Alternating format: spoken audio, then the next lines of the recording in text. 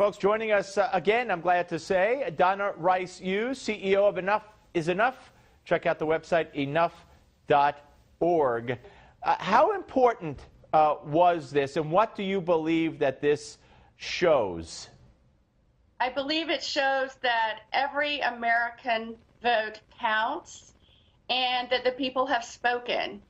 And it didn't matter about the fact that there wasn't as much money in the Trump campaign, that they didn't have as organized of a ground game and all of that. What matters is that the people have spoken and that what they want is not business as usual in Washington anymore. As a conservative and as an evangelical, I just couldn't be more pleased that the Republicans maintained control of the House and the Senate, and that now we have President-elect Donald Trump and Mike Pence at his side. I think it's a great day for America. I couldn't agree more. Of course, today Mitch McConnell, the leader of the Senate, said he's not going to say whether or not he backs Trump's plan to build a wall. So, you know, there's always going to be that resistance from the establishment. They're not just going to acquiesce to everything Donald Trump wants, but nonetheless, as an evangelical, I'm sure you're as thrilled as I am as a non-evangelical,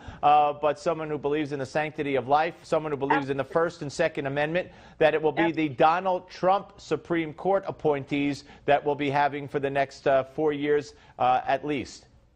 That's right, and that's one of the things I said in an op-ed that ran on the cover of FoxNews.com for the past several days since Saturday, that we weren't just electing a president for 4 to 8 years. We're choosing a difference between one direction and philosophy of the nation, which was represented by Hillary Clinton and the Washington elite, and then another direction, which is really back to the people, back to the Constitution, back to appointing Supreme Court justices that are strict constitutionalists. That is so important. They're not supposed to be legislating from the bench. And we've got a lot of problems in this country. And whether or not a wall is built, we have a broken immigration problem. That needs to be solved. And I do believe that the founders meant that every American deserves or is ordained by their creator with certain inalienable rights. Sorry about that.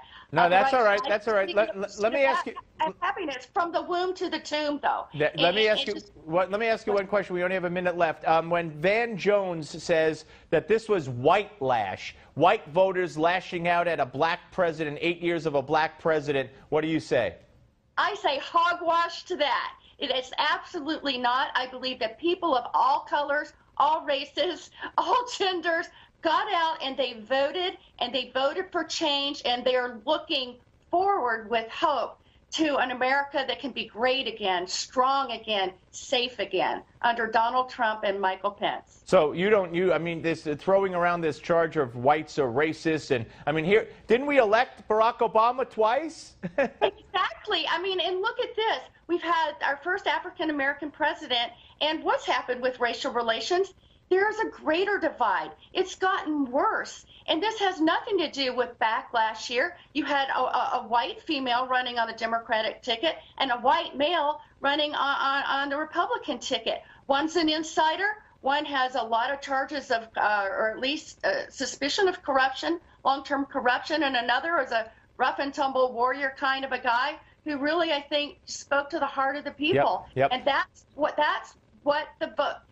what happened here. And we have to remember, this is the way the founders set up our government. I couldn't agree more. Donna, I appreciate it. We'll speak to you again soon. Thank you very much. All right. Bye-bye. Up next, we'll break down the election with John Zogby and Gimme 5.